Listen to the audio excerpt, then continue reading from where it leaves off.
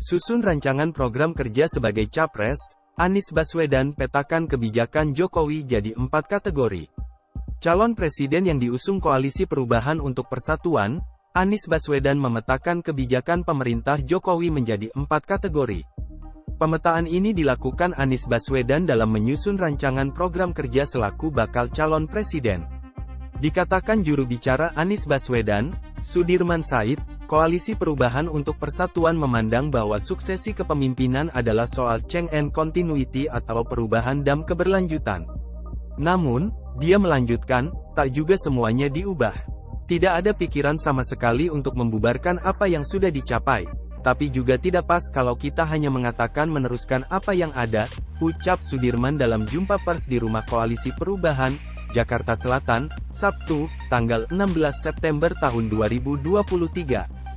Pak Anies sekalipun yang sejak awal menjadi kandidat yang dipersepsikan di luar pemerintahan itu selalu mengatakan tidak ada yang totali perubahan, tetapi juga tidak ada yang totali kelanjutan, jelasnya. Dalam menyusun rencana program kerja, Anies disebut membuat matriks 4 kategori.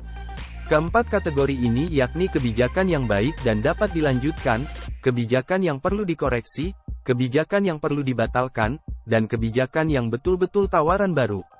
Meskipun demikian, ia mengatakan bahwa pembaruan merupakan suatu kebutuhan yang, bukan karena ingin melawan yang sekarang.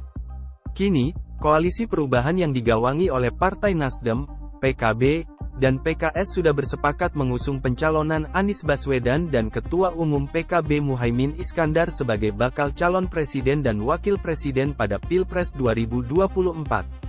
Pencalonan Anies dan Muhaimin diwarnai polemik karena PKB mendadak bergabung ke dalam Koalisi Perubahan yang sebelumnya telah digawangi Nasdem bersama Partai Demokrat dan PKS setahun lebih.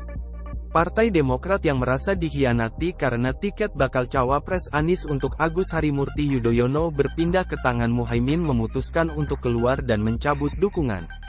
Sementara itu, PKS bergeming namun tak serta-merta merestui duet Anies-Muhaimin.